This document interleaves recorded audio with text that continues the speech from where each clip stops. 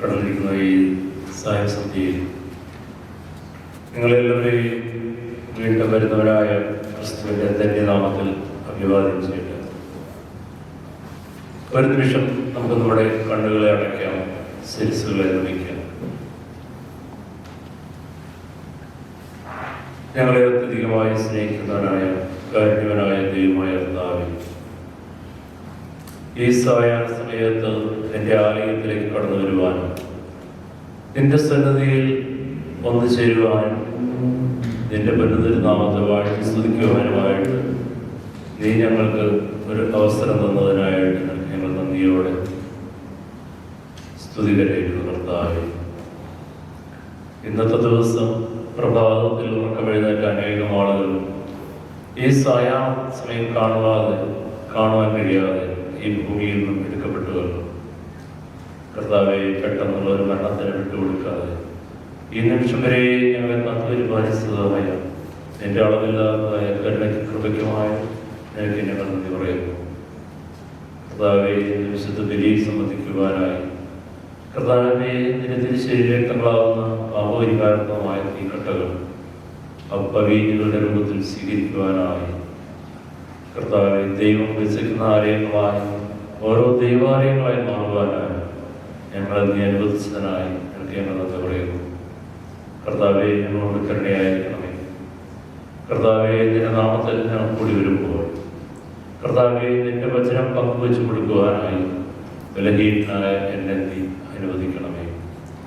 കർത്താവെ, വചനത്തെ കൂട്ടിക്കളയുന്നതായ പുണ്യപ്പെട്ട പിതാക്കന്മാർ പകർന്നു വന്നതായ സത്യവിശ്വാസത്തെ കൂട്ടിക്കളയുന്നതായ ഒരു വാക്കുപോലും എൻ്റെ വായിൽ നിന്ന് വീഴുവാനായി കർത്താവെ, നീ എന്നെ വിട്ടുകൊടുക്കരുത്. സങ്കീർത്തനക്കാരൻ പ്രാർത്ഥിച്ചതുപോലെ ബലഹീനനായ ഞാൻ പ്രാർത്ഥിക്കുന്നു. കർത്താവെ, എൻ്റെ അതിരങ്ങൾക്ക് ഒരു കാവൽക്കാരനെ നിയമിക്കണമേ. കർത്താവെ, എൻ്റെ ഹൃദയത്തിലെ ധ്യാനവും വായിലെ വാക്കുകളും നിന്റെ ഹിതപ്രകാരമായി തീരണമേ. കർത്താവെ, ഞാനൊരു ഉപകരണം മാത്രമെന്ന് ഞാൻ തിരിച്ചറിയുന്നു. കർത്താവെ, എൻ്റെ ഹിതമല്ല, എൻ്റെ ആശയങ്ങളല്ല, നിന്റെ വചനം കർത്താവെ, അത് നിന്റെ മക്കൾക്ക് വീതിച്ചു കൊടുക്കുവാനായി കർത്താവെ നീ എന്നെ ഉപയോഗിക്കണമേ. അമ്മേ മാതാവേ, നിന്റെ മധ്യസ്ഥ പ്രാർത്ഥന എപ്പോഴും നമുക്ക് കാവൽ കോട്ടയുമായിരിക്കണമേ. സകല വിശുദ്ധന്മാരുമേ, നിങ്ങളുടെ പ്രാർത്ഥന ഞങ്ങളുടെ ഈ ചെറിയ കൂട്ടായ്മ കർത്താവെ, ഞങ്ങളുടെ പ്രാർത്ഥന കേട്ട് ഞങ്ങളെ ആചരണം ഉത്തരവുള്ളവയെ ആരും അസുരടിച്ചിരിക്കുകയും വേണ്ട. എല്ലാവരും റിലാക്സ് ആയിട്ടിരിക്കുക. കാരണം അങ്ങനെ വലിയ ഘനഗംഭീരമുള്ള കാര്യങ്ങളൊന്നും പറയുന്നില്ല. ഏതാനും ചില ആശയങ്ങൾ പങ്കുവച്ചിട്ട് അവസാനിപ്പിച്ചോളാം. പിന്നെ ആർക്കും ഉറക്കം വരുവാണെങ്കിൽ ഉറങ്ങിക്കോളോട്ടോ. ആദ്യമേ തന്നെ ഒരു ഓഫറാണ്. നിങ്ങൾ ഉറങ്ങുക മാത്രമല്ല, നിങ്ങളുടെ അടുത്തിരിക്കുന്ന ആർക്കെങ്കിലും ഉറക്കാൻ പറ്റുകയാണെങ്കിൽ നാം ചെയ്യാം. ഇന്ന് ലോകത്തെ ഏറ്റവും കൂടുതൽ പ്രശ്നം നേരിടുന്നത് എന്താ? ഉറക്കമില്ലായ്മ. പലർക്കും ഉറക്കം കിട്ടാനായിട്ട് മരുന്ന് കഴിക്കണം, അല്ലെങ്കിൽ വേറെ എന്തെങ്കിലുമൊക്കെ കഴിക്കണം. ഒക്കെ ഈ പാവപ്പെട്ട അച്ഛൻ്റെ പ്രസംഗം കേട്ട് 10 മിനിറ്റ് ഉറങ്ങാൻ പറ്റുവാണെങ്കിൽ വലിയ ഭാഗ്യമില്ല. ഇപ്പോൾ ഉറങ്ങാൻ കിട്ടിയ അവസരം ഉറക്കിക്കൊള്ളണം. നമ്മൾ 8 നോമ്പിൻ്റെ 2ാം ദിവസത്തിലേക്ക് കടന്നിരിക്കുകയാണ്. ഇന്നലെ ചില ശാരീരികമായ അവസ്ഥകൾ ഉണ്ടായതുകൊണ്ട് നിങ്ങൾക്ക് എല്ലാവരും കണ്ടതാണ്. പക്ഷെ ഇന്ന് അങ്ങനെ ഉണ്ടാവില്ല എന്ന് പ്രതീക്ഷിക്കുന്നു. ദൈവം കാത്തോളൂ. ഇന്നലെ നമ്മൾ ചിന്തിച്ചു, എന്തിനു വേണ്ടിയാണ് നോമ്പ്?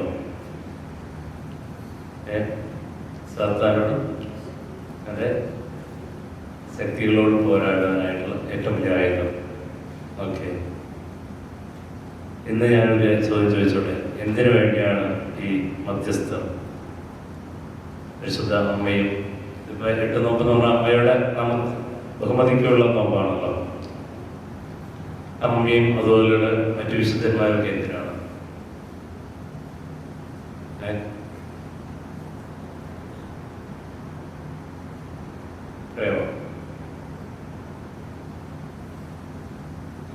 ഇതെന്താ ഒന്നും മിണ്ടാതിരിക്കണം?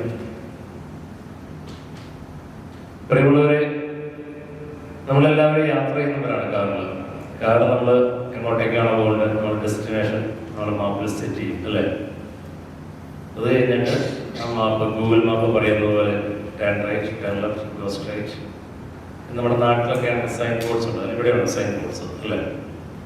ആ സൈൻ ബോർഡ്സും അതുപോലെ ഈ മാപ്പിൻ്റെ ഇൻസ്ട്രക്ഷൻസ് ഒക്കെ നോക്കിയാണ് നമ്മൾ പോകുന്നത്. അപ്പം നമ്മൾ കൃത്യമായിട്ട് നമ്മുടെ ഡെസ്റ്റിനേഷനിലെത്തും. ക്രിസ്തുവിലൂടെയുള്ള രക്ഷ ലക്ഷ്യമാക്കി നമ്മൾ മുമ്പോട്ട് പോകുന്ന ആത്മീയ യാത്രയിൽ നമുക്കുള്ള സൈൻ ബോർഡ്സ് ആണ് പരിശുദ്ധ അമ്മയും അതുപോലെ വിശുദ്ധന്മാരും. ഇഹലോക ജീവിതത്തിൽ നിത്യരക്ഷയെ ലാക്കാക്കി നമ്മൾ ജീവിക്കുമ്പോൾ നമ്മുടെ ജീവിതത്തെ എങ്ങനെ ക്രമീകരിക്കണം, നമ്മുടെ ജീവിതത്തെ നമ്മൾ എങ്ങനെ മുന്നോട്ട് കൊണ്ടുപോകണമെന്ന് നമുക്ക് മുമ്പായി ജീവിച്ച് കാണിച്ചു തന്ന മാതൃകകളാണ് പരിശുദ്ധ അമ്മയും വിശുദ്ധന്മാരും. അതുകൊണ്ട് തന്നെ നമുക്ക് ലക്ഷ്യസ്ഥാനത്തേക്ക് കൃത്യമായി എത്തുവാനായിട്ട് ക്രിസ്തുവിലൂടെയുള്ള ആ നിത്യരക്ഷയിലേക്ക് എത്തുവാനുള്ള നമ്മുടെ മാർഗദർശികളാണ്, അല്ലെങ്കിൽ സൈൻ ബോർഡ്സാണ് പരിശുദ്ധ അമ്മയും വിശുദ്ധന്മാരും.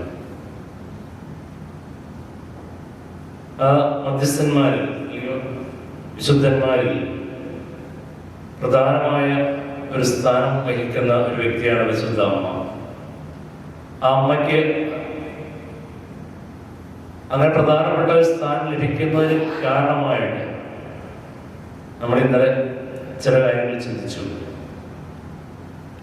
എന്തായിരുന്നു ഒരമ്മ? ആ അമ്മ ഒരു വ്യക്തി എന്ന നിലയിൽ നമുക്ക് കാണിച്ചു തന്ന ഒരു മാതൃകയുണ്ട്. വിനയത്തിൻ്റെയും വിശ്വാസത്തിൻ്റെയും ഒരു മാതൃക.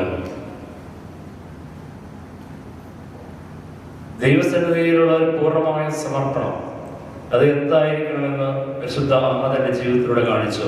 നമ്മൾ ഇന്നലെ പറ്റി സംസാരിച്ചു. കർത്താവിന്റെ ദാസി എന്ന പേരിൽ ദൈവസന്നിധിയിൽ പൂർണ്ണമായി സമർപ്പിച്ച് തന്നെ വിട്ടുകൊടുക്കുന്ന അമ്മ.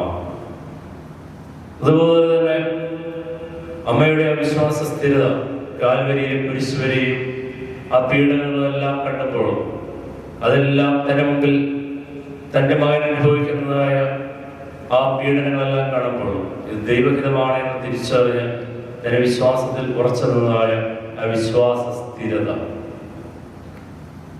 പ്രിയമുള്ളവരെ, അമ്മ കാണിച്ചെന്ന അനുസരണയുടെ ഒരു മാതൃക, അവൻ പറയുന്നത് പോലെ ചെയ്യുക.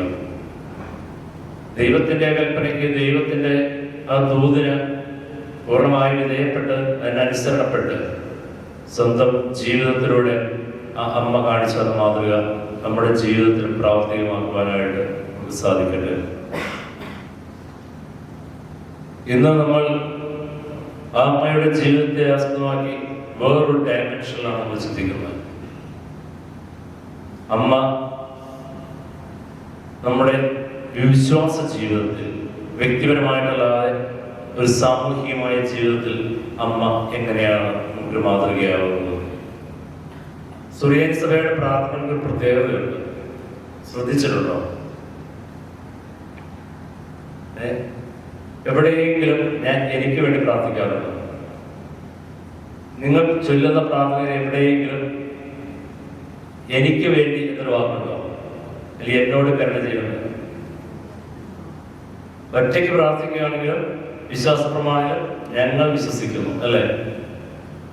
ഒറ്റയ്ക്കാണ് പ്രാർത്ഥിക്കുന്നതെങ്കിൽ നമ്മൾ കൗമ പ്രാർത്ഥിക്കുമ്പോൾ എന്താ പ്രാർത്ഥിക്കുക? ഞങ്ങൾക്ക് വേണ്ടി കുരിശിക്കപ്പെട്ടവനെ എന്നല്ല പ്രാർത്ഥിക്കുന്നത്. എവിടെയെങ്കിലും നമ്മൾ ഒറ്റയ്ക്ക് പ്രാർത്ഥിക്കുമ്പോൾ എനിക്ക് വേണ്ടി കുരിശിക്കപ്പെട്ടവനെ എന്നോട് കരുണ ചെയ്യാൻ പ്രാർത്ഥിക്കാറുണ്ട്. അതാണ് സുറിയാനി സഭയുടെ പ്രാർത്ഥനയുടെ ഏറ്റവും വലിയ പ്രത്യേകത. രക്ഷ എന്നുള്ളത് വ്യക്തിപരമല്ല, അത് സഭയുടെ കൂട്ടായ്മയുടേതാണ് രക്ഷ. ഒരു കോർപ്പറേറ്റ് സാൽവേഷനാണ്. അതാണ് നമുക്ക് ഈ വ്യക്തിപരമായ രക്ഷ എന്നുള്ളത് ഒരു പ്രൊട്ടസ്റ്റന്റ് ആശയമാണ്. ഓർത്തഡോക്സ് വിശ്വാസപ്രകാരം രക്ഷ കൂട്ടായ്മയ്ക്കുള്ളതാണ്.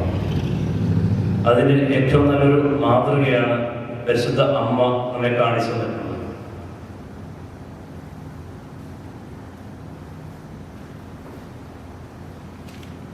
പരിശുദ്ധ അമ്മയെ സഭാചരിത്രത്തിൽ വേദശാസ്ത്രന്മാർ വിളിക്കുന്ന പേരുണ്ട് തെയോട്ടോക്കോസ്, ക്രിസ്തു ദൈവത്തെ ധരിച്ചവൾ. സഭയുടെ ചരിത്രത്തിലെ ഏറ്റവും വലിയ പിളർപ്പിന് കാരണമായ ഒരാശയമാണ് അമ്മയുടെ ഉദരത്തിലുണ്ടായിരുന്നത് ദൈവമായിരുന്നുവോ അല്ലയോ എന്നുള്ളത്. അങ്ങനെയാണ് ഓറിയന്റൽ ഓർത്തഡോക്സ് സഭകൾ, നമ്മുടെ സഭകൾ അടക്കമുള്ള സഭയും മറ്റു സഭകളും പിരിയാൻ കാരണം. ദൈവത്തെ വഹിച്ചവളാണ് പരിശുദ്ധ അമ്മ. അമ്മ താനായിരിക്കുന്ന സമൂഹത്തിൽ തൻ്റെ ദൈവത്തെ കാണിച്ചു കൊടുത്തു.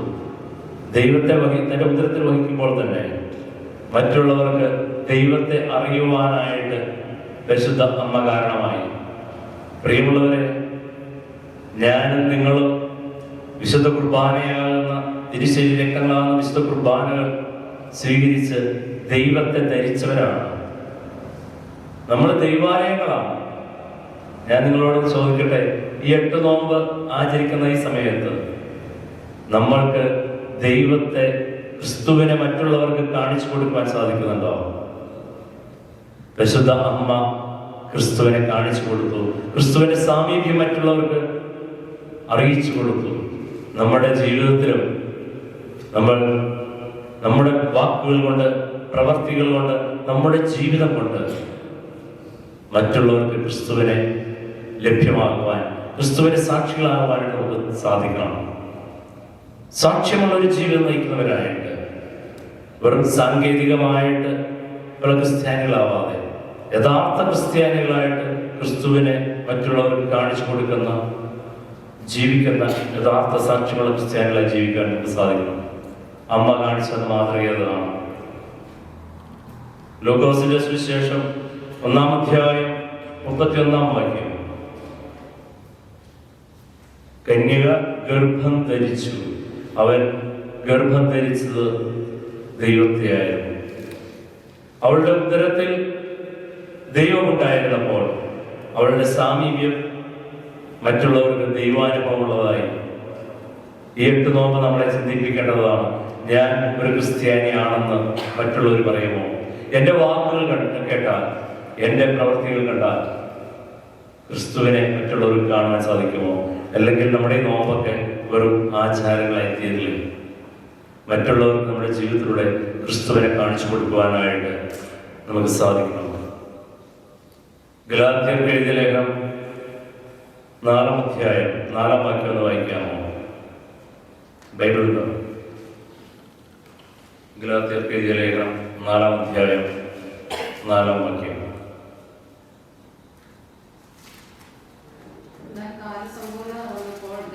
കാലസമ്പൂർണ്ണത വന്നപ്പോൾ ദൈവം തന്റെ പുത്രനെ സ്ത്രീയിൽ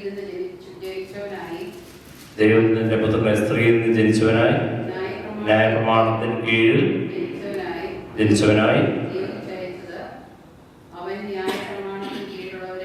വിലക്ക് വാങ്ങി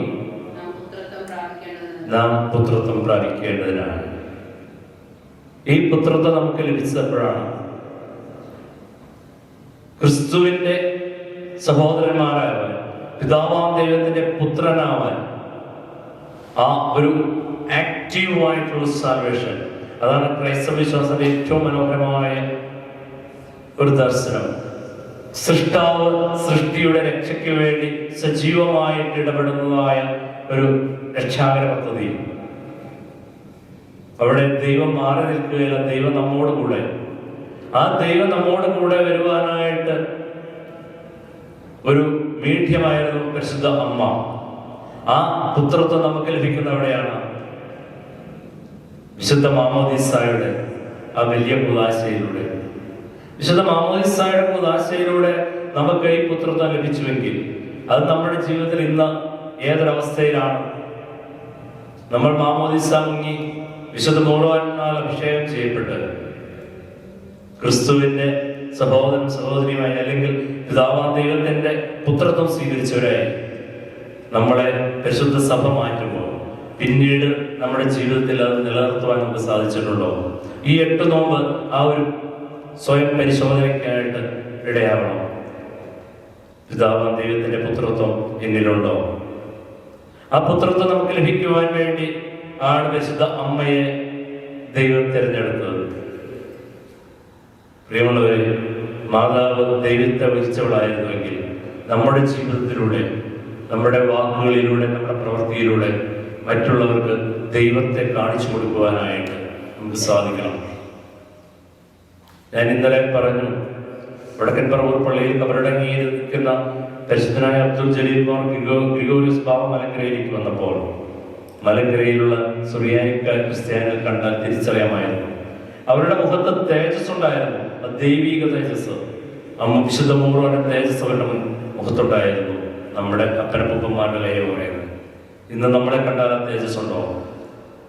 നമ്മൾ എത്ര വലിയ ബ്യൂട്ടി പാർലറിൽ പോയി എത്ര വില കൂടിയ കോസ്മെറ്റിക്സ് ഉപയോഗിച്ച് എത്ര വലിയ മേക്കപ്പ് ചെയ്താലും അവരെ ആത്മീയ തേജസ് നമുക്ക് ഉണ്ടോ എന്ന് നമ്മൾ സ്വയം പരിശോധിക്കണം. ഇല്ല എങ്കിൽ നമ്മുടെ തേജസ് നമുക്ക് നഷ്ടപ്പെട്ടുവെങ്കിൽ ഈ 8 നോമ്പ് നമ്മളെ ആ ദൈവിക തേജസ് വീണ്ടെടുക്കുവാൻ നമ്മെ സഹായിക്കുക. മാതാവ് ദൈവത്തെ വഹിച്ചുവെങ്കിൽ അടുത്തത് മാതാവിന്റെ പ്രത്യേകത വിനയത്തോടെയുള്ള ഒരു ശുശ്രൂഷ മനോഭാവം. ലോകത്തെ ഏറ്റവും വലിയ പാവം ഏതാണ് അറിയോ? ഏറ്റവും വലിയ പാവം എന്ന് ദൈവശാസ്ത്രജ്ഞന്മാർ പറയുന്നത് അഹങ്കാരം. അഹങ്കാരത്തിനെ പാപങ്ങളുടെ മാതാവായ പാപം എന്ന് പറയുന്നത്.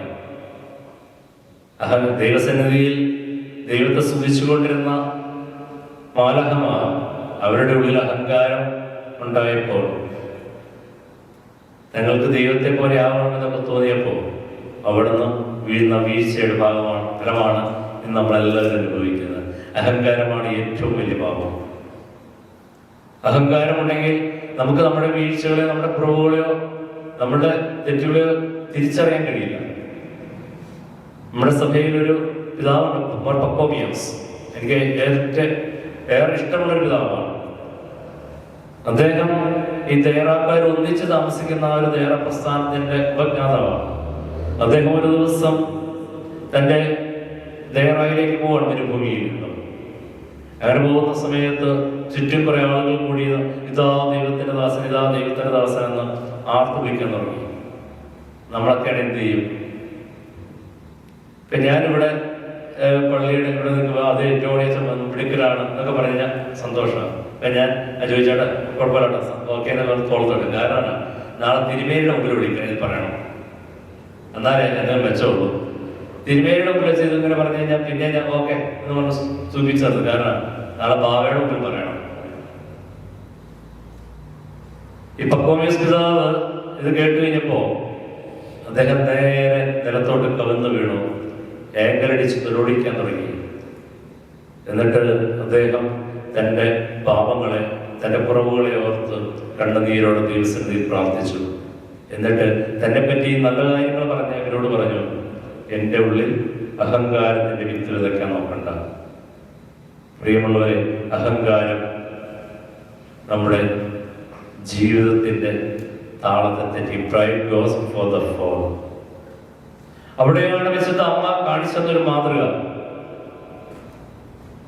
ഇന്നലെ പറഞ്ഞതുപോലെ മെശിഹായെ ഗർഭധരിക്കുവാനായി പണ്ഡിത കുമാരിമാരും രാജകുമാരിമാരും എല്ലാം ഒരുങ്ങിയിരിക്കുന്ന ഒരു കാലഘട്ടത്തിൽ ഒരു പാവം 14 വയസ്സുകാരി ദേവാലയത്തിൽ വളർന്ന് എട്ടും പൊട്ടം തിരിയാത്ത ഒരു 14 വയസ്സുകാരി ഈ മെശിഹായുടെ മാതാവായിട്ട് ദൈവം തിരഞ്ഞെടുത്തപ്പോൾ, ഇന്നത്തെ കാലത്താണ് നമ്മൾ എന്ത് ചെയ്താലും അപ്പൊ തന്നെ സോഷ്യൽ മീഡിയ വാട്സാപ്പ് സ്റ്റാറ്റസ് ഇടും, God to be the mum of Messiah, അല്ലെങ്കിൽ FB സ്റ്റാറ്റസ് ഇടും, പോസ്റ്റ് ഇടും, അല്ലേ ഇന്നത്തെ കാലഘട്ടത്തിൽ. പക്ഷെ പരിശുദ്ധ അമ്മ എന്താ ചെയ്ത്? ഇതാ കർത്താവിന്റെ ദാസി. ആ ദാസ്യ മനോഭാവം നമ്മുടെ ഉള്ളിലുണ്ടോ? ദാസ്യ മനോഭാവം. അന്നത്തെ സമൂഹം, ആ സമൂഹത്തിൽ ആ പെൺകുട്ടികളെ ഏറ്റവും കൂടുതൽ ആഗ്രഹിച്ചിരുന്ന ഒരു പദവിയിലേക്ക് താൻ വന്നപ്പോ അവിടെ അമ്മ കീഴ്പ്പെട്ടു, വിനയപ്പെട്ടു. ദൈവസന്നിധി, ദൈവത്തിന്റെ ആ പദ്ധതിക്ക് മുമ്പ് വിനയപ്പെട്ടു. എന്റെയും നിങ്ങളുടെയും ഉള്ളിൽ ഈ നോമ്പ് കാലത്ത് ഒന്ന് പരിശോധിച്ച് നോക്കുക, ഈ വിനയത്തിൻ്റെതായ ഒരു അനുഭവം എനിക്കുണ്ടോ? പിടിച്ച മുയലിന് 3 കൊമ്പ് എന്നുള്ള രീതിയിലല്ലേ നമ്മുടെ ജീവിതം മുമ്പോട്ട് പോകുന്നത്. നമ്മുടെ ജീവിതത്തിൽ പലപ്പോഴും ഒന്ന് വിട്ടുകൊടുത്തിരുന്നുവെങ്കിൽ, ഒന്ന് ക്ഷമിച്ചിരുന്നുവെങ്കിൽ, ഇന്ന് നമ്മൾ അനുഭവിക്കുന്ന പല ബുദ്ധിമുട്ടുകളും പ്രയാസങ്ങളും ഉണ്ടാവില്ലായിരുന്നു. അന്ന് എൻ്റെ ഉള്ളിൽ ഞാൻ എന്ന ഭാവം, ഞാനെല്ലാം തികഞ്ഞവനാണ്, മറ്റുള്ളവർ എൻ്റെ കീഴിലുള്ളവരാണ്, അല്ലെങ്കിൽ ഞാൻ പറയുന്നത് അനുസരിക്കേണ്ടവളാണ്. സ്വന്തം മാതാപിതാക്കളോടായിക്കോട്ടെ, സ്വന്തം സഹോദരങ്ങളോടായിക്കോട്ടെ, സുഹൃത്തുക്കളോടായിക്കോട്ടെ, നമ്മുടെ കൂടെ വർക്ക് ചെയ്യുന്നവരോടായിക്കോട്ടെ, എൻ്റെ അഹങ്കാരം കൊണ്ട് എൻ്റെ ജീവിതത്തിൽ നഷ്ടങ്ങളല്ലാതെ എന്തെങ്കിലും നേട്ടമുണ്ടായിട്ടുണ്ടോ? നമ്മുടെ ഈ 8 നോമ്പ് ആചരിക്കുമ്പോൾ ഒന്ന് പരിശോധിക്കുന്ന ജീവിതത്തിലേക്ക്. എല്ലാ പെൺകുട്ടികളും ആഗ്രഹിക്കുന്ന ഉന്നതമായ പദവിയിലേക്ക് എത്തിയപ്പോഴും പരിശുദ്ധ അമ്മ പറഞ്ഞത്, ഇതാ കർത്താവിന്റെ ദാസി. ആ ഒരു ദാസി മനോഭാവമാണ് നമുക്കുണ്ടായിരിക്കേണ്ടത്. പിന്നീട് ലൂക്കോസിന്റെ സുവിശേഷം 1-ാം വാക്യം പറയുന്നു, തന്റെ ദാസിയുടെ താഴ്മ കർത്താവ് നോക്കിക്കണ്ടിരിക്കുന്നു. താനൊരു ദാസിയാണ് എന്നുള്ള ആ ഉത്തമ ബോധ്യം, താനൊരു ദൈവത്തിന്റെ ദാസിയാണ്, ആ ബോധ്യം നമുക്കും ഉണ്ടായിരിക്കണം. പ്രിയമുള്ളവരെ, ഞാൻ ബാംഗ്ലൂർ UTCയിലാണ് BD പഠിച്ചത്, ഗ്രാജുവേഷൻ തിയോളജി. ഫസ്റ്റ് പീരീഡ് ഞങ്ങളുടെ പ്രിൻസിപ്പൾ വന്നിട്ട് ചോദിച്ചു, വൈ യു സെലക്ടഡ് തിയോളജി? പ്രിൻസിപ്പളാണോ ചോദിക്കുന്നത്. 4 കൊല്ലം വടക്ക് അദ്ദേഹത്തിന്റെ കീഴിലാണ്. ഇദ്ദേഹത്തെ സൂചിപ്പിക്കാനായിട്ട് എല്ലാവരും പറഞ്ഞു, ബൈബിൾ നന്നായിട്ട് പഠിക്കാനാണ്, തിയോളജി നന്നായിട്ട് പഠിക്കാനാണ്. കാരണം നമുക്ക് ഈ ആദ്യം പറഞ്ഞ പോലെ പ്രീതിപ്പെടുത്തി നിൽക്കണമല്ലോ, നമ്മൾ നല്ല പുള്ളിയാവണം. ഞാൻ പറഞ്ഞത് നല്ലൊരു മിഷണറി ആവണം. എന്ത് മിഷണറി ആണെന്ന് എനിക്കറിയില്ല, ചുമ്മാ പറഞ്ഞു.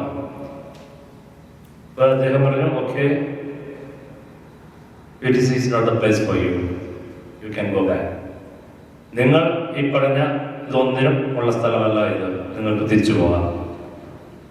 എല്ലാവരും മുഖമൊക്കെ ബൾബ് ഫ്യൂസ് ആയി പോയി. കാരണം ആദ്യത്തെ ഫസ്റ്റ് അവർ പ്രിൻസിപ്പൾ കണ്ടവരാണ് വീട്ടിൽ പോകാൻ. അതിനുശേഷം അദ്ദേഹം പറഞ്ഞു, നിങ്ങൾ ഈ സ്ഥാപനത്തിലോട്ട് കടന്നു വന്നപ്പോ അവിടെ ഈ UTCയുടെ ഒരു മോട്ടോ അവിടെ എഴുതി വെച്ചിട്ടുണ്ട്, കണ്ടായിരുന്നു ചോദിച്ചു. കണ്ടായിരുന്നു ഏത് ഭാഷ എന്ന് പറയും, ഗ്രീക്ക് ഭാഷയിലാണ് എഴുതിയേക്കുന്നത്. അതിന്റെ English meaning not to be serve but to serve. നിങ്ങളുടെ തിയോളജിക്കൽ എഡ്യൂക്കേഷൻ കൊണ്ട് ഞങ്ങൾ നിങ്ങളെ പഠിപ്പിക്കുന്നത് ഈ ഒരു ആറ്റിറ്റ്യൂഡായിരിക്കും, not to be serve but to serve. ബാക്കിയുള്ള കാര്യങ്ങളൊക്കെ തനിയെ വന്നോളൂ എന്ന് പറഞ്ഞു. അങ്ങനെയാണെങ്കിൽ ഇത് യോജിക്കുന്നുണ്ടെങ്കിൽ നിങ്ങൾക്ക് കൂടെ കണ്ടിന്യൂ ചെയ്യാമെന്ന് പറഞ്ഞു. വലിയൊരു തിരിച്ചറിവായിരുന്നു. അതിനുശേഷം പഠനമൊക്കെ കഴിഞ്ഞ് പട്ടമേക്കാറായപ്പോൾ എപ്പിസ്കോപ്പൽ സഭകൾക്കെല്ലാം അവരുടെ പൗരോഹിത്യ സ്ഥാനങ്ങൾക്കനുസരിച്ച് ഒരംശവസ്ത്രങ്ങൾ, ഇതിനെപ്പറ്റിയൊക്കെ പഠിച്ചു കഴിഞ്ഞപ്പോൾ ഒരു കാര്യം എനിക്ക് മനസ്സിലായി. നമ്മുടെ സുറിയാനി സഭയിലെ വിശുദ്ധ പാത്രീസ് ബാവയ്ക്ക് മാത്രം ധരിക്കാൻ അവകാശമുള്ള ഒരു അംശവസ്ത്രമുണ്ട്. എന്നറിയാമോ?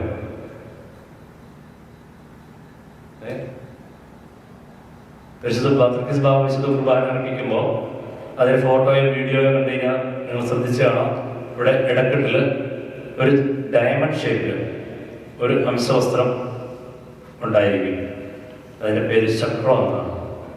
അത് സാധാരണ അതിൽ ആലേഖനം ചെയ്യുന്നത് ഒന്നുകിൽ തന്റെ ഹൃദയരക്തം കാസയിലേക്ക് ഒഴുക്കി കൊടുക്കുന്ന കുഞ്ഞാടിന്റെ ചിത്രം, അല്ലെങ്കിൽ തന്റെ സ്വന്തം ശരീരം കുഞ്ഞുങ്ങൾക്ക് കൊത്തി നോക്കി കൊടുക്കുന്ന പെരിക്കൻ പക്ഷിയുടെ ചിത്രമായിരിക്കും സാധാരണ അതിൽ ആലേഖനം ചെയ്യുക.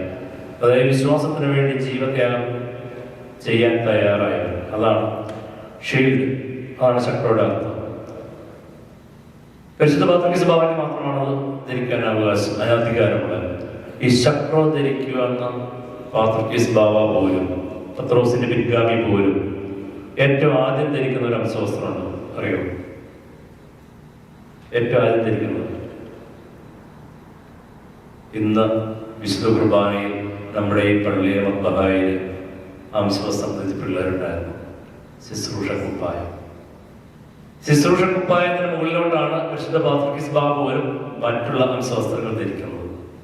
ക്രൈസ്തവ ജീവിതത്തിന്റെ ഏറ്റവും വലിയ അടിസ്ഥാനം എന്നുള്ളതാണ് to serve, not to be served. ഈ 8 നോമ്പ് ആചരിക്കുന്ന സമയത്ത് നമ്മുടെ ജീവിതത്തിൽ ഒന്ന് തിരിഞ്ഞു നോക്കി, എൻ്റെ വീട്ടിൽ അല്ലെങ്കിൽ എൻ്റെ കുടുംബത്തിൽ, എൻ്റെ ഔദ്യോഗിക ജീവിതത്തിൽ, എൻ്റെ സാമൂഹിക ജീവിതത്തിൽ ഈ ഒരു മനോഭാവം, ശുശ്രൂഷ മനോഭാവം എൻ്റെ ഉള്ളിലുണ്ടോ? അതെയോ ഞാൻ മറ്റുള്ളവരാൽ ശുശ്രൂഷിക്കപ്പെടണമെന്നുള്ള ഒരു ക്രിസ്തുവിന് എതിരായ ഒരു മനോഭാവമായിരുന്നു. ക്രിസ്തു കാണിച്ചു തന്നതാണ് തൻ്റെ ശിഷ്യന്മാരുടെ കാലുകളെ കഴുകി, അരകെട്ടി കാല് കഴുകി കാണിച്ചു കൊടുത്തു മാതൃക. അതാണ് ക്രിസ്ത്യൻ മോഡൽ. സർവിച്ചു, ശുശ്രൂഷിക്കുക, പരിശുദ്ധ അമ്മ കാണിച്ചു തന്ന മാതൃക. പ്രിയമുള്ളവര്, നമ്മൾ വിശുദ്ധ കുർബാനയിൽ നമ്മുടെ ആരാധനയൊക്കെ മെഴുകുതിരി ഉപയോഗിക്കും, ഇല്ലേ? എന്താണ് മെഴുകുതിരി കാണിത്തരുന്ന ഒരു സിംബോളിസം? പല പല പൂക്കളിൽ നിന്നും ഉണ്ടായ തേനീച്ച തേൻ ശേഖരിക്കുമ്പോൾ ഉണ്ടാകുന്ന മെഴുക്, ആ മെഴുക് അത് സഭയെ പോലെ പല പല സംസ്കാരങ്ങളിൽ നിന്നും മതങ്ങളിൽ നിന്നും ചിന്തകളിൽ നിന്നും ഒക്കെ വന്ന ക്രിസ്തുവിനെ സ്വീകരിച്ചവർ. ആ മെഴുകുതിരി പ്രകാശിക്കുമ്പോൾ സ്വയം ഉരുകിത്തീരുകയാണ്. മറ്റുള്ളവർക്ക് പ്രകാശം കൊടുക്കുമ്പോൾ സ്വയം ഉരുകുന്നു. അതാണ് മെഴുകുതിരിയുടെ ദൗത്യം. വെട്ടം കാണാനെങ്കിൽ ഒരു ബൾബിട്ടാൽ പോലെ, ഒരു ടോർച്ച് പിടിച്ചാൽ പോലെ. പ്രിയമുള്ളവരെ, ഒരു മെഴുകുതിരിയെ പോലെ എൻ്റെ ജീവിതത്തിൽ എത്ര വലിയ പ്രതിസന്ധി ഉണ്ടായാലും, എത്ര വലിയ വേദനിപ്പിക്കുന്ന അനുഭവം ഉണ്ടായാലും ഞാൻ മറ്റുള്ളവർക്ക് പ്രകാശം കാണിക്കുന്നവനായിരിക്കണം. ഇല്ലെങ്കിൽ എൻ്റെ ഈ ജീവിതം ഒരു വേഷക്കെട്ടലായി മാറും, വെറും ആചാരങ്ങളായി മാറും, അനുഷ്ഠാനങ്ങളായി മാറും. പരിശുദ്ധ അമ്മ കാണിച്ചെന്ന ആ ഒരു സഹനത്തിൻ്റെ, അത് ശുശ്രൂഷയുടേതായ ഒരു മനോഭാവം നമ്മളിൽ ഉണ്ടാകുവാനായിട്ട് ദൈവം നമ്മെ അനുഗ്രഹിക്കട്ടെ. 8 നോമ്പിൽ പ്രിയമുള്ളവരെ, എൻ്റെ ജീവിതത്തിൽ ഞാൻ ഇവിടെ ഇത് പറയാൻ കാരണം, ഇവിടെ ഏറ്റവും കൂടുതൽ ആളുകൾ എനിക്ക് തോന്നുന്നത് മെഡിക്കൽ ഫീൽഡിലായിരിക്കും, അല്ലേ? പ്രത്യേകിച്ച് നഴ്സിംഗ് ഫീൽഡിൽ, അല്ലേ? എൻ്റെ ഒരു ചെറുപ്പകാലം മുതൽ എനിക്ക് ഏറ്റവും ഇഷ്ടമില്ലാത്തൊരു ഫീൽഡായിരുന്നു നഴ്സിംഗ് ഫീൽഡ്. എനിക്ക് ഏറ്റവും ദേഷ്യമായിരുന്നു നഴ്സുമാരോട്. കാരണം എന്ന് വെച്ചാൽ ചെറുപ്പത്തിലെങ്ങാണ്ട് ആശുപത്രി പോയ നഴ്സുമാർ ഇഞ്ചക്ഷൻ മനസ്സിലായി. അന്ന് മുതലേ ഈ നഴ്സുമാർ പേടിയതല്ല, എനിക്ക് ദേഷ്യമായിരുന്നു. ഞങ്ങളുടെ നാട്ടിൽ അവിടെ ഒരു ക്ലിനിക്കുണ്ട്, ഇപ്പോൾ വിജയനൊക്കെ അറിയാം, ജോയി ഡോക്ടർ ക്ലിനിക്ക് എന്ന് പറയുന്നത്. ഞങ്ങളുടെ കൊട്ടപ്പടിക്കാര് അത്യാവശ്യം കാര്യങ്ങൾക്കൊക്കെ കിട്ടുന്ന ട്രീറ്റ്മെന്റ് അവിടെയാണ്. അവിടെ ഒരു നഴ്സുണ്ട്, ഇപ്പൊ ഒരു 10-15 വയസ്സ് പ്രായമായി. ഇപ്പോഴും എന്നെ കാണുമ്പോഴത്തേക്കും ആ ഇത്ത ചിരി കൊടുക്കും. അച്ഛനായ തൊട്ടിക്കുപ്പായാൽ കിട്ടി, എന്നാലും സൂചി ആണെന്നതിന് കരച്ചു കൊടുക്കും. അതായത് എൻ്റെ നഴ്സുമാരുടെ ആറ്റിറ്റ്യൂഡ്. പക്ഷെ ഒരു ആക്സിഡന്റ് പറ്റി ഹോസ്പിറ്റലിൽ കിടന്നപ്പോഴാണ് ഈ നഴ്സിംഗ് എന്ന പ്രൊഫഷൻ എത്ര ശ്രേഷ്ഠമാണെന്ന് ഞാൻ തിരിച്ചറിഞ്ഞത്. മറ്റുള്ളവർക്ക് പേരൻസിന് കൂടി വന്ന ബില്ലടയ്ക്കാൻ കൊള്ളാം, പറ്റും, അല്ലെങ്കിൽ പറയുന്ന മരുന്ന് മേടിച്ചു കൊടുക്കാൻ പറ്റും. ഒന്നും പറ്റാതെ കിടക്കുമ്പോൾ ഈ നഴ്സുമാർ തരുന്ന ശുശ്രൂഷ. ഒരാരെയും പേരോ ഡീറ്റെയിൽസ് നമുക്ക് അറിയാമോ? നമ്മുടെ ജീവിതത്തിൽ നമ്മളെ ശുശ്രൂഷിച്ച നഴ്സുമാരെ പേരോ ഡീറ്റെയിൽസോ ഒന്നും അറിയില്ല. അവരിതൊന്നും പ്രതീക്ഷിച്ചുവല്ല ചെയ്യുന്നത്. അതുപോലെ മറ്റുള്ളവർക്ക് സെർവ് ചെയ്യാനായിട്ട്, അവരെ ശുശ്രൂഷിക്കുവാനായിട്ട് നമുക്ക് സാധിക്കണം. അതാണ് അമ്മ കാണിച്ചത് മാതൃക. പ്രിയമുള്ളവരെ, ഒരു ശുശ്രൂഷയുടെ മനോഭാവം നമ്മുടെ മനസ്സിലുണ്ടെങ്കിൽ നമ്മുടെ ജീവിതം എത്രയോ മനോഹരമായിരിക്കും. നമ്മുടെ കുടുംബ ജീവിതത്തിൽ ആദ്യം പറഞ്ഞതുപോലെ അഹങ്കാരമില്ലാതെ ഒരു ശുശ്രൂഷ മനോഭാവം ഉണ്ടെങ്കിൽ, ഒന്ന് വിട്ടുകൊടുക്കാൻ കഴിയുമെങ്കിൽ, നമ്മുടെ ജീവിത പങ്കാളികളുടെ അടുത്ത്, നമ്മുടെ മാതാപിതാക്കളുടെ അടുത്ത്, നമ്മുടെ മക്കളുടെ അടുത്ത്, സഹോദരങ്ങളുടെ അടുത്ത്, സുഹൃത്തുക്കളുടെ അടുത്ത് ഒന്ന് വിട്ടുകൊടുക്കാൻ സാധിച്ചാൽ, ഈ മുറുകെ പിടിക്കാതെ ഒന്ന് വിട്ടുകൊടുക്കാൻ, ഒന്ന് വിനയപ്പെടാൻ സാധിച്ചാൽ, പ്രിയമുള്ളവരെ, അതിന് ഈ 8 നോമ്പ് നമ്മെ സഹായിക്കട്ടെ എന്ന് പ്രാർത്ഥിക്കുന്നു. അടുത്തതായി അമ്മ കാണിച്ചു തന്ന ഒരു മാതൃക, ഒരു സഹാനുഭൂതിയുടെ മാതൃക, കമ്പാഷനേറ്റ്. നമ്മുടെ ആരെങ്കിലുമൊക്കെ റിലേറ്റീവ്സിൻ്റെയോ ഫ്രണ്ട്സിൻ്റെയോ ഒക്കെ എന്തെങ്കിലും ഫംഗ്ഷന് ഭക്ഷണം തിരഞ്ഞെടുക്കാനുള്ള അവസ്ഥ എന്തായിരിക്കും?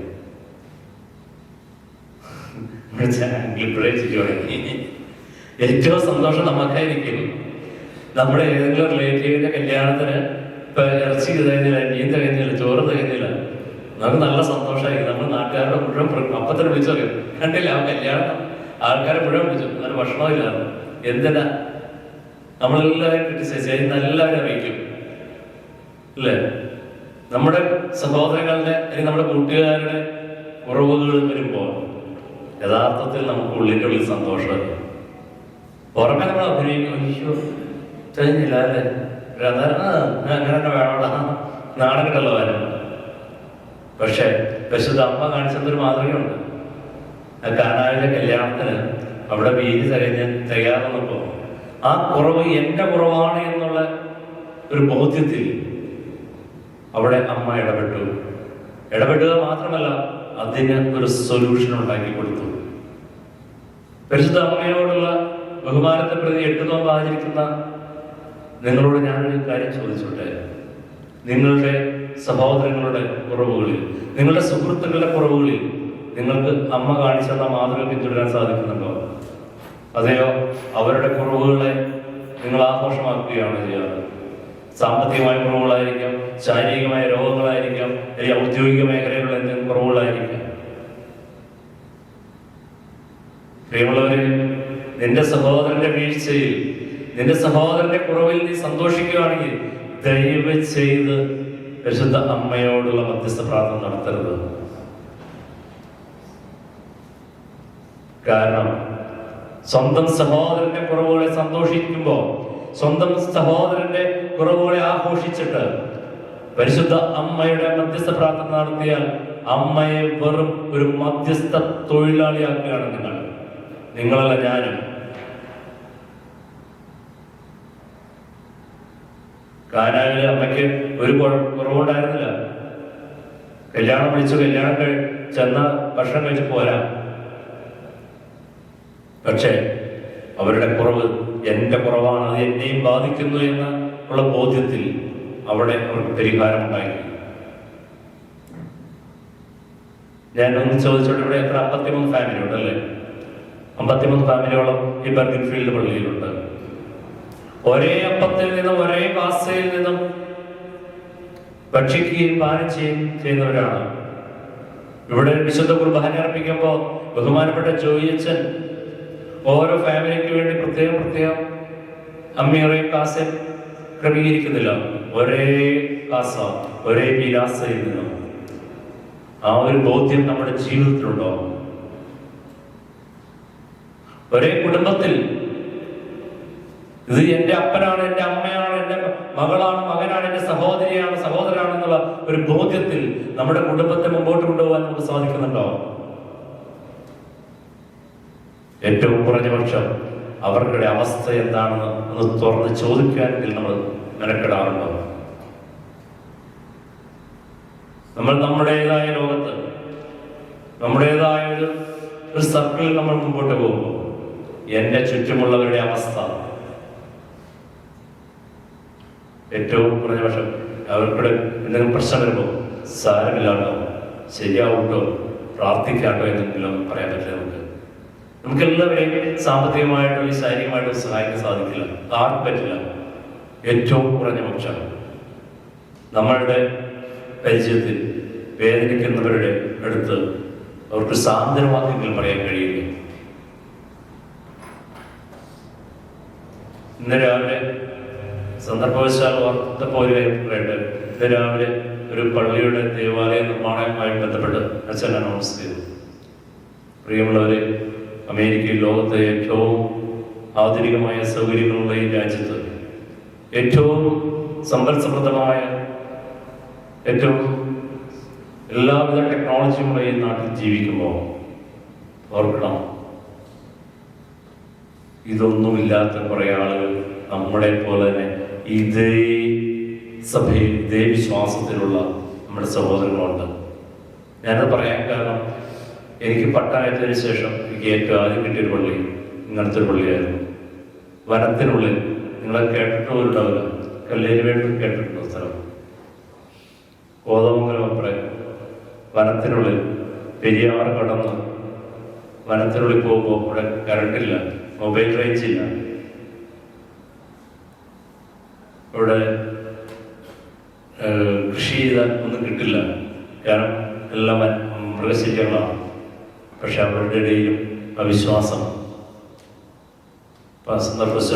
ഓർപ്പിച്ചത് മാത്രം.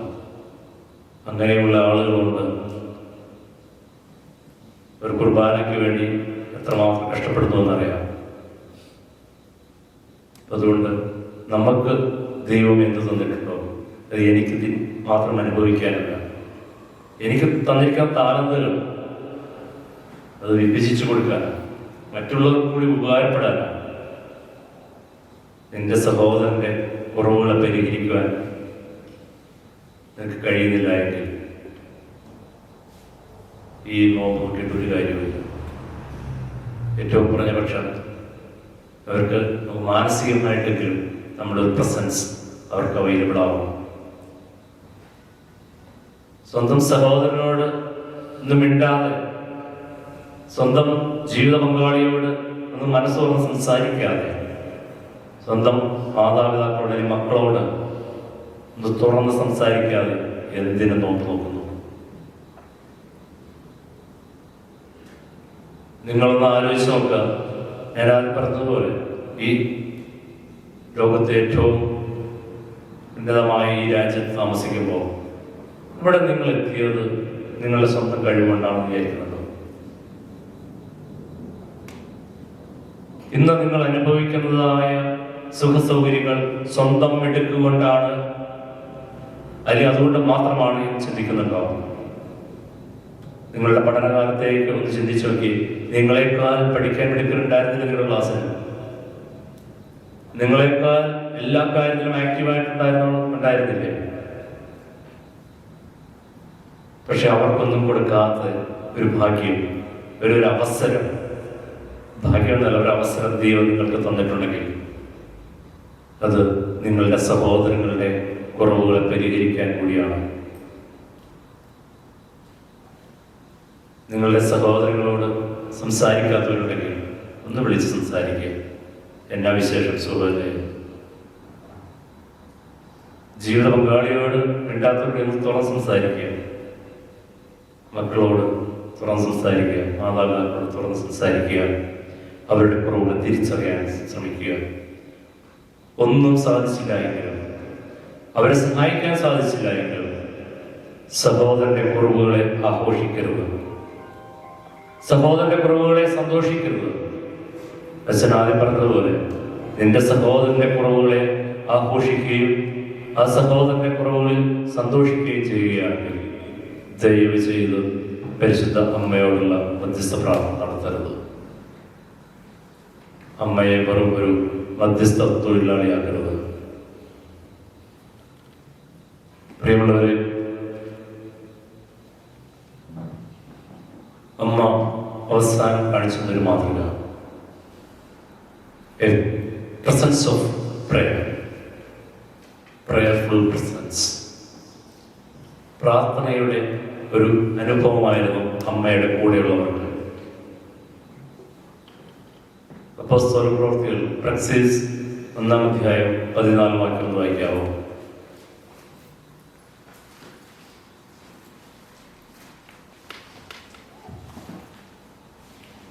ഒന്നിന്റെ 14.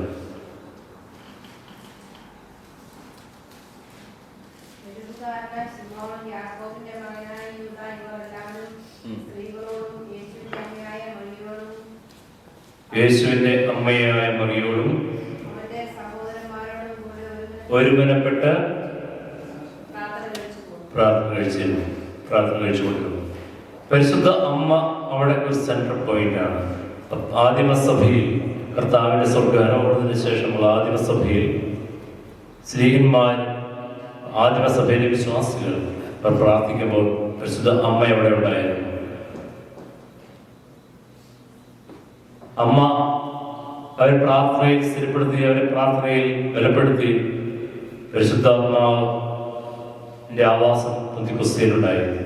പ്രിയമുള്ളവരെ, ഞാൻ ഒന്ന് ചോദിച്ചോട്ടെ, നമ്മൾ ഒരു പ്രയർഫുൾ പ്രസൻസ് ആണെന്ന് ആരെങ്കിലും നമ്മളെ പറ്റി പറയുമോ?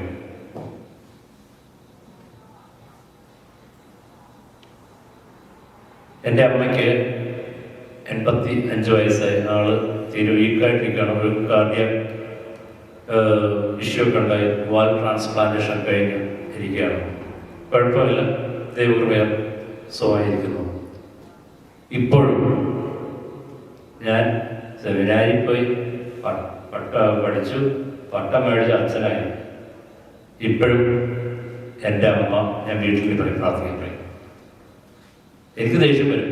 ഞാൻ ചില സമയം ഞാൻ പറയും, എനിക്ക് പ്രാർത്ഥിക്കാൻ അറിയാം, ഞാൻ പ്രാർത്ഥിച്ചോളാം പറയും. എൻ്റെ അമ്മ ഞാൻ അച്ഛനായതിനു ശേഷം പ്രാർത്ഥിച്ചോ, പ്രാർത്ഥിക്കുന്ന എപ്പോഴാണ്? എപ്പോഴും പ്രാർത്ഥനയുടെ പറയും. പ്രിയമുള്ളവരെ, ഒരു പ്രാർത്ഥനയുടേതായ പ്രസൻസ് നമുക്ക് മറ്റുള്ളവർക്ക് കൊടുക്കാൻ സാധിക്കുന്നുണ്ടോ? അങ്ങനെ ഒരു പ്രസൻസ് നമുക്ക് ഒരു പ്രയർഫുൾ പ്രസൻസ് ആയിട്ട് നമ്മളെ മറ്റുള്ളവർക്ക് കാണാൻ സാധിക്കുന്നുണ്ടോ? അതെയോ നമ്മളെ കാണുമ്പോൾ തന്നെ മറ്റുള്ളവർക്ക് നെഗറ്റീവ് എനർജിയാണ് കിട്ടുന്നത്?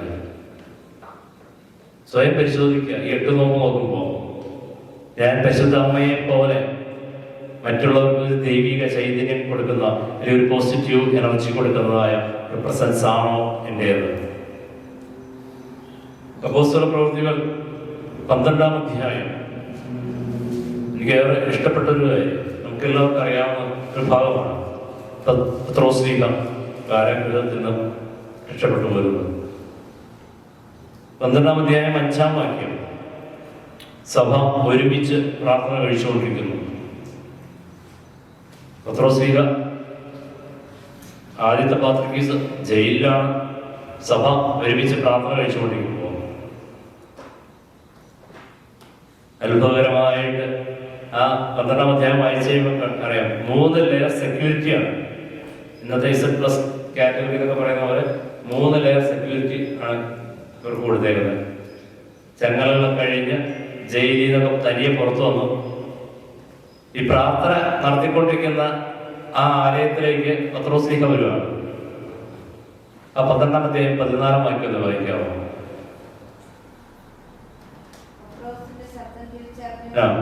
പത്രോസ് വന്ന് വാതിലെ മുട്ടിയിട്ടോ? വായിച്ചോ?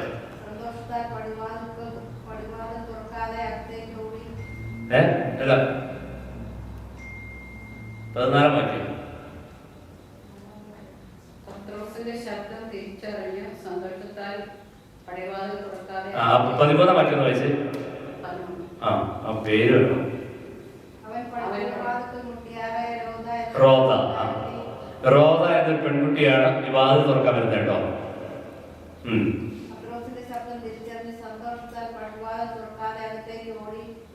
മതി. പത്രോസ്ലീഹ ജയിലായിരിക്കുമ്പോൾ പത്രോസ്ലീഹയെ രക്ഷിക്കാൻ വേണ്ടി പ്രാർത്ഥിക്കുകയാണ്. അവിടെ പ്രാർത്ഥന നടന്നുകൊണ്ടിരിക്കുകയാണ്. പത്രോസ്ലീഹ അവിടെ ചങ്ങലയൊക്കെ കഴിഞ്ഞു പോയി, ജയിലൊക്കെ തുറന്ന് ആള് ഇവിടെ വന്ന് വാതിലെ മുട്ടി. ഈ വാതിൽ മുട്ടുന്ന സൗണ്ട് കേട്ടാണ് ഈ റോദ എന്ന ഒരു പെൺകുട്ടി വന്ന് വാതിൽ തുറക്കുകയാണ്. വാതിൽ തുറക്കുമ്പോൾ എന്താ കാണുന്നത്? ആരെ രക്ഷിക്കാൻ വേണ്ടിയാണ് ഇവർ പ്രാർത്ഥിച്ചുകൊണ്ടിരിക്കുന്നത്? ആ പത്രോസ്ലീഹ ഫ്രണ്ട് നിൽക്കുന്നു. ഒന്നും പറഞ്ഞില്ല, സന്തോഷത്തോടെ തിരിച്ചുപോയി. കാരണം അത് വിശ്വസിക്കാൻ പോലും പറ്റില്ല. തങ്ങൾ പ്രാർത്ഥിച്ച കാര്യം നിവൃത്തിയായി എന്നുള്ളത് വിശ്വസിക്കാൻ പോലും പറ്റില്ല. അതുപോലെ രീതിയിൽ അവിടെ സംഭവിച്ചു. അതാണ് പ്രാർത്ഥനയുടെ ശക്തി. അമ്മ ഒരു പ്രാർത്ഥനയുടെ പ്രസൻസ് ആയിരുന്നു. പ്രിയമുള്ളവരെ, പരിശുദ്ധാമ്മയുടെ ബഹുമാനത്തെ പ്രതി 8 നോമ്പ് ആചരിക്കുമ്പോൾ ഞാൻ ഒരു പ്രയർഫുൾ പ്രസൻസ് ആണോ, അത് ഒരു നെഗറ്റീവ് പ്രസൻസ് ആണോ? എൻ്റെ ജീവിത പങ്കാളിക്ക് ഞാൻ ഒരു പ്രയർഫുൾ പ്രസൻസ് ആണോ, അത് എൻ്റെ ജീവിത പങ്കാളിക്ക് എന്നെ കാണുമ്പോഴേ ചൊറിഞ്ഞു വരുന്ന രീതിയിലുള്ള പെരുമാറ്റ സ്വഭാവമാണ് എൻ്റെ മക്കൾക്ക് ഞാനൊരു അനുഗ്രഹമാണോ? ചിരിച്ചിരിക്കുന്നത്. എൻ്റെ മക്കൾക്ക് എൻ്റെ പ്രസൻസിൽ ഒരു പോസിറ്റീവ് വൈബാണ്. ഇപ്പോഴത്തെ പിള്ളേർ ഭാഷയിൽ പറഞ്ഞ വൈബ്. അതെയോ എൻ്റെ മക്കളെ എന്നെ കാണുമ്പോഴേ വാതിലടച്ച് കിടന്നുറങ്ങുമോ? എൻ്റെ സുഹൃത്തുക്കളുടെ ഇടയിലോട്ട് ഞാൻ ചെല്ലുമ്പോൾ അവർ നിശബ്ദരാകുന്നുണ്ടോ? നല്ല രീതിയിൽ വർത്തമാനം പറഞ്ഞുകൊണ്ടിരിക്കുന്ന ആളുകൾ ഞാൻ കടന്നു ചെല്ലുമ്പോൾ അവർ സംസാരം നിർത്തി അല്ലെങ്കിൽ വേറെ വിഷയം സംസാരിക്കാൻ പോകുന്നുണ്ടോ? സ്വയം പരിശോധിക്കുക. ഞാൻ ഒരു പ്രയർഫുൾ പ്രസൻസ് ആണോ അതേ ഒരു നെഗറ്റീവ് പ്രസൻസ് ആണോ?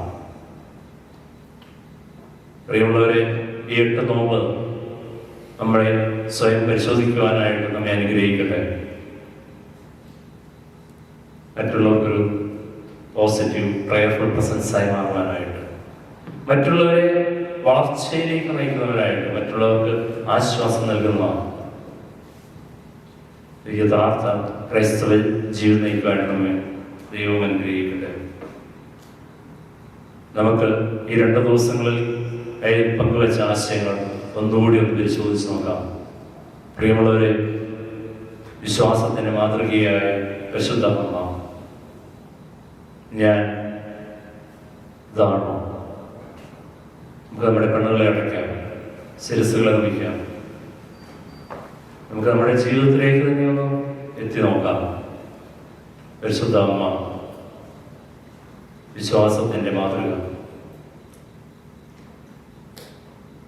ഇതാ കർത്താവിന്റെ ദാസി എന്ന് പറഞ്ഞാൽ സകലതും സമർപ്പിച്ചതായ ഈ ലോകത്തിന്റെ എത്ര വലിയ വെല്ലുവിളി ഉണ്ടായാലും അതിനേക്കാൾ എല്ലാം വലുത് ദൈവഹിതമാണ് എന്ന് തിരിച്ചറിഞ്ഞ് ആ വിശ്വാസത്തിന്റെ വലിയ മാതൃകയെ കാണിച്ച അമ്മയുടെ ജീവിതം നമ്മൾ നോക്കുമ്പോൾ നമ്മളുടെ ജീവിതത്തിൽ അങ്ങനെ ഒരു മാതൃകയുണ്ടോ? തന്റെ ഏകജാതനായ പുത്രൻ പൂർണ്ണ നഗ്നനായി ഒഴിവുചാല പോലെ അവന്റെ ശരീരം ചമ്മട്ടി കൊണ്ടടിക്കപ്പെട്ട് കുരിശിൽ തൂക്കപ്പെട്ടപ്പോഴും ആ കുരിശിന്റെ ചൂടിൽ ചേർന്ന് നിന്ന അമ്മ, ആ വിശ്വാസ സ്ഥിരത എൻ്റെ ജീവിതത്തിലുണ്ടോ? ജീവിതത്തിൽ ചെറിയൊരു പ്രതിസന്ധി വന്നാൽ, ചെറിയൊരു തടസ്സമുണ്ടായ, എന്തെങ്കിലും ഒരു തകർച്ചയുണ്ടായാൽ എൻ്റെ വിശ്വാസത്തെ അത് ബാധിക്കുന്നുണ്ടോ? ഉണ്ടെങ്കിൽ വിശ്വാസത്തിൽ ഞാൻ സ്ഥിരപ്പെടണം.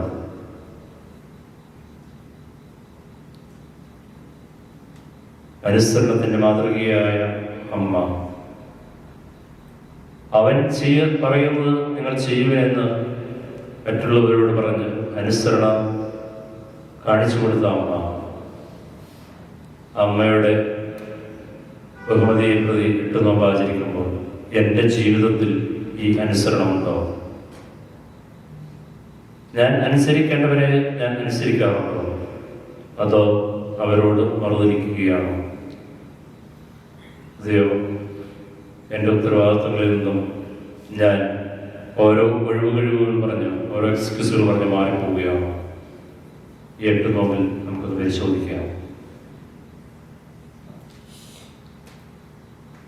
ക്രിസ്തുവിനെ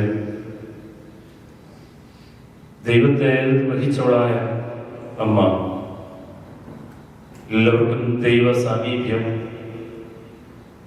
അനുഭവപ്പെടുവാൻ പാകത്തിന് തൻ്റെ ജീവിതത്തിൽ ദൈവത്തെ വഹിച്ചവൾ തൻ്റെ ഉദരത്തിൽ ദൈവത്തെ വഹിക്കുമ്പോൾ മറ്റുള്ളവർക്കും അനുഭവപ്പെടുവാനായിട്ട് അപ്രകാരമുള്ളൊരു സാക്ഷ്യമുള്ള ജീവിതം നയിച്ച അമ്മ. ഞാൻ എല്ലാ ഞായറാഴ്ചയും വിശുദ്ധ കുർബാനയെ സംബന്ധിക്കുന്നു, വിശുദ്ധ കുർബാന ഞാൻ സ്വീകരിക്കുന്നു. പള്ളിയിൽ എല്ലാ കാര്യങ്ങളിലും ഞാൻ ആക്റ്റീവാണ്, സഭയിൽ എല്ലാ കാര്യങ്ങളിലും ഞാൻ ആക്റ്റീവാണ്. സാങ്കേതികമായിട്ട് ഞാൻ വലിയ ഒരു ഭക്തനാണ്. പക്ഷേ ഞാൻ ക്രിസ്തുവിനെ ധരിക്കുന്നുണ്ടോ? ഞാനൊരു ദൈവാലയമായി മാറുന്നുണ്ടോ? അതോ ഇതെല്ലാം എൻ്റെ ജീവിതത്തിൽ വെറും ആചാരങ്ങളും അനുഷ്ഠാനങ്ങളുമാണോ? നമ്മുടെ ജീവിതത്തിൽ നമുക്ക് സ്വയം പരിശോധിക്കാം. വിനയത്തോടെ തൻ്റെ ചാർച്ചക്കാരിയായ എലിശബായെ ശുശ്രൂഷ ചെയ്തതായ അമ്മ, എൻ്റെ സഹോദരങ്ങൾക്ക് എൻ്റെ ശുശ്രൂഷ ഞാൻ നൽകുന്നുണ്ടോ? അതെയോ ഓരോ ഒഴിവുകൾ പറഞ്ഞ് ഞാൻ മാറി നിൽക്കുകയാണോ? എൻ്റെ സഹോദരങ്ങൾക്ക് ഞാൻ അവൈലബിൾ ആണോ? പ്രിയമുള്ളവരെ, ഈ 8 നോമ്പ് നമ്മെ ഒന്ന് ചിന്തിപ്പിക്കുവാനായിട്ട് കാരണമാവട്ടെ. സഹോദരന്റെ കുറവിനെ സ്വന്തം കുറവായി കണ്ട അമ്മ എൻ്റെ സഹോദരന്റെ കുറവിനെ ഞാൻ പരിശുദ്ധ അമ്മയെ പോലെ എൻ്റെ കുറവായി കാണാറുണ്ടോ? അതോ എൻ്റെ സഹോദരന്റെ കുറവുകളെ, എൻ്റെ സഹോദരന്റെ ബലഹീനതകളെ ഞാൻ ആഘോഷിക്കുകയും അതിൽ സന്തോഷിക്കുകയും ചെയ്യുന്നവനാണോ? നമ്മുടെ ജീവിതത്തെ സ്വയം പരിശോധിക്കാം. നമ്മുടെ സഹോദരങ്ങളോടുള്ള ബന്ധത്തെ, നമ്മുടെ മാതാപിതാക്കളോടുള്ള ബന്ധത്തെ, നമ്മുടെ മക്കളോടുള്ള ബന്ധത്തെ, നമ്മുടെ സമൂഹത്തിൽ നമ്മുടെ സുഹൃത്തുക്കളോടുള്ള ബന്ധത്തെ, എൻ്റെ സഹോദരൻ്റെ കുറവുകളെ എൻ്റെ കുറവായി കണ്ട് അതിൽ പരിഹാരം കാണുവാനായിട്ട് നമുക്ക് ശ്രമിക്കാം.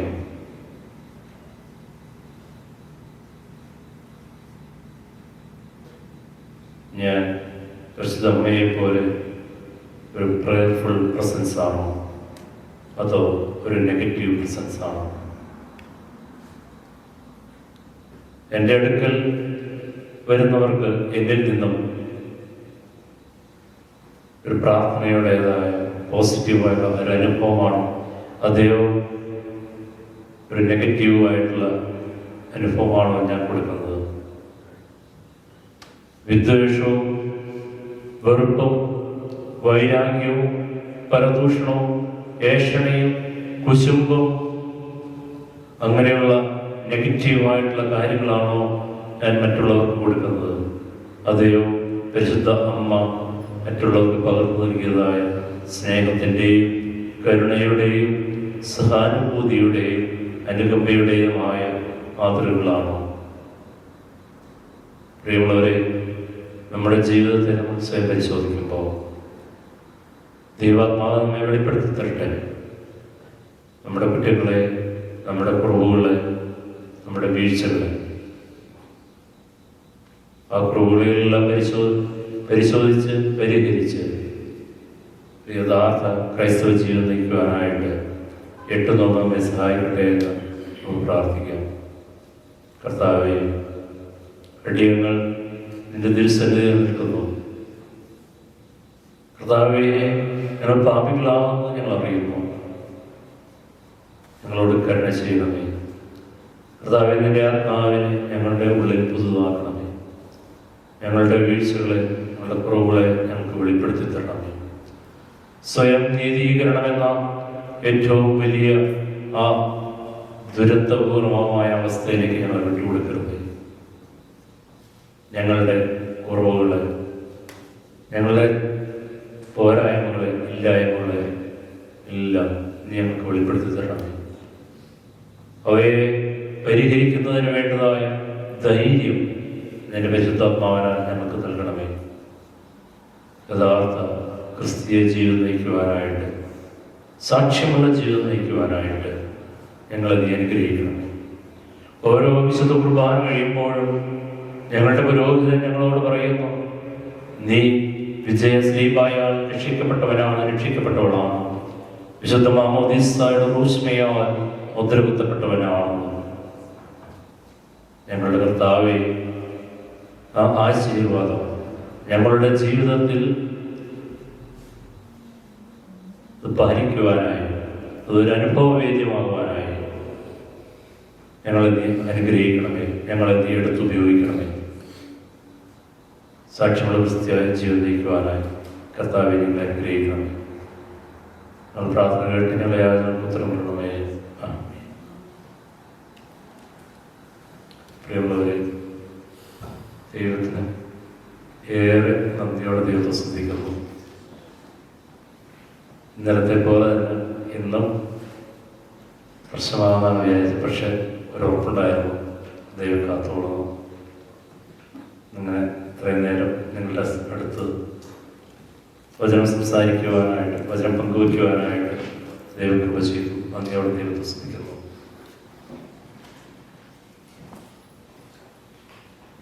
ഇന്ന് ഞാൻ മടങ്ങിപ്പോവുകയാണ്. എന്നെ ഈ ദൈവാലയത്തിലേക്ക് 8 നോമ്പിനെ ക്ഷണിച്ച എൻ്റെ ബഹുമാനപ്പെട്ട അച്ഛനോടും എൻ്റെ ഭാരവാഹികളോടും ഒറ്റവാക്കിൽ നന്ദി രേഖപ്പെടുത്തുന്നു. ഒരു സന്യസ്ത വൈദികനാണ്, പഠിക്കാനായിട്ട് വന്നതാണ്. ഞങ്ങളുടെ പ്രാർത്ഥനയിൽ എന്നെ ഓർക്കണം. ദൈവം എല്ലാ കാര്യവും ക്രമീകരിക്കട്ടെ എന്ന് പ്രാർത്ഥിക്കുന്നു. ഇന്നലെ ചെറിയൊരു അസ്വസ്ഥത ഉണ്ടായി. പക്ഷെ അത് ഞാൻ ചിന്തിക്കുന്നത് നല്ലതാണ്. കാരണം ഇന്നലെ രാത്രി എനിക്ക് ഒത്തിരി സങ്കടപ്പെട്ടു. കാരണം നമ്മൾ ഒരു ശുശ്രൂഷ ചെയ്ത ആ ശുശ്രൂഷ ചെയ്തു എന്ന് നമുക്ക് തോന്നണം. എൻ്റെ ജീവിതത്തിൽ ആദ്യമായിട്ട് ഇന്നലെ ഒരു സംഭവം ഉണ്ടായ ഒരു കംപ്ലീറ്റ് ആവാതെ ഒരു വല്ലാത്ത രീതിയിൽ കൺക്ലൂഡ് ചെയ്യുന്നു. ഭയങ്കര അസ്വസ്ഥതയാണ്. പക്ഷെ ഒരു കാര്യം എനിക്ക് മനസ്സിലായത്, ഒരു നിസ്സാര ചുമ നമ്മുടെ എല്ലാ പ്ലാനും പോകും. ഒരു നിസ്സാര ചുമ അത്രയ്ക്കേ ഉള്ളൂ. നമ്മൾ അഹങ്കരിക്കാൻ വലിയ എന്തൊക്കെയോ ആണ് എന്നൊക്കെയുള്ളൊരു ഭാവം, അല്ലെങ്കിൽ എന്തൊക്കെയോ എനിക്കുണ്ട്, ഞാൻ എന്തൊക്കെയാണ് സംതിങ് സ്പെഷ്യൽ എന്നൊക്കെയുള്ള തോന്നലൊക്കെ ഉണ്ടെങ്കിൽ 2 ചുമ വചത്തിൽ സകല ഗ്യാസും പോയി ഇന്നലെ ചോദിച്ചാൽ ഞങ്ങളൊക്കെ പേടിച്ച് എന്താ സംഭവിക്കണേന്ന് അറിയില്ല. അതിൽ ഒത്തിരി നന്ദിയുണ്ട് എന്നെ കെയർ ചെയ്തത്.